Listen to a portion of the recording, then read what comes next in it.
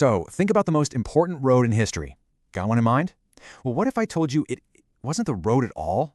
Today, we're going to dive into the Silk Route, the ancient network that didn't just link up empires, it really started to weave the fabric of our modern world.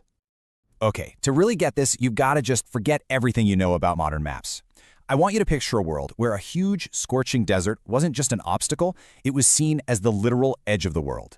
Where massive mountain ranges were, well, they were basically giant walls separating humanity for thousands of years. And yet, somehow, against all odds, these tiny, fragile pathways started to form, pushing right through those impossible barriers. And these paths, they became a lifeline.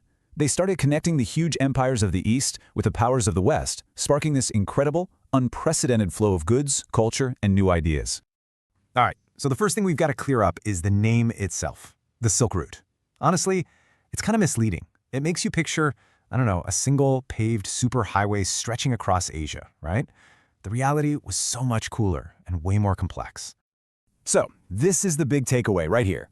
Get that image of one road out of your head. The Silk Route was actually this huge, sprawling web of interconnected paths. A better way to think about it is less like a line on a map and more like a giant net thrown across half the planet. And the knots holding that net together? Those were the bustling cities and remote oases.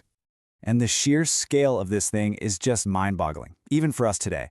It all started deep in ancient China and then pushed west through some of the most brutal terrain on Earth.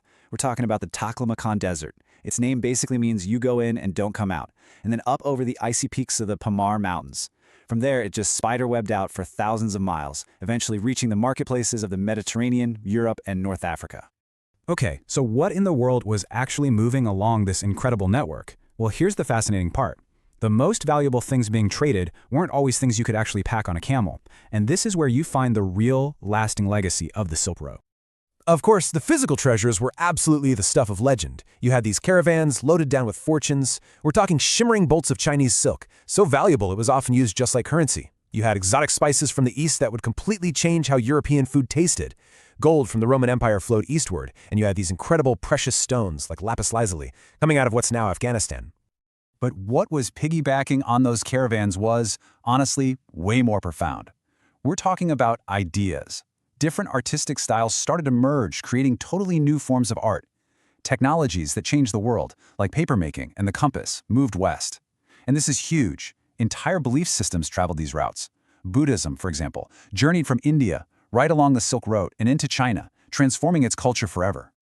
And that's why the Silk Route was so much more than just a commercial project. You could call it the world's first great information superhighway. It was this dynamic force that wasn't just trading stuff, but was actively weaving together the knowledge, the beliefs, and the creativity of civilizations that, until then, basically had no idea the other even existed.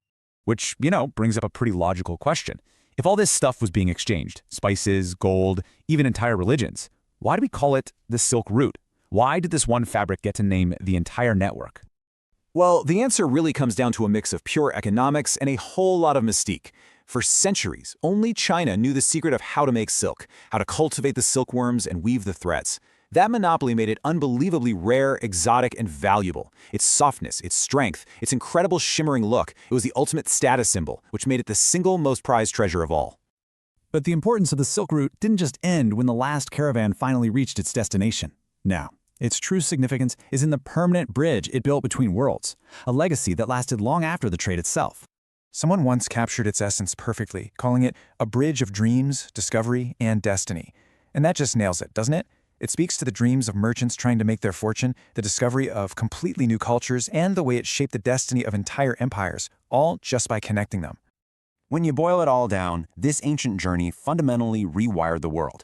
It was the first real proof, on a global scale, that even the greatest physical barriers couldn't keep people apart. It basically set the precedent for the kind of interaction that would define human history from that point forward.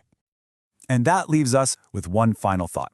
When we look around at our own hyper-connected, globalized world with its complex supply chains and instant communication, it's really worth asking, how do the echoes of these ancient connections, of this first great web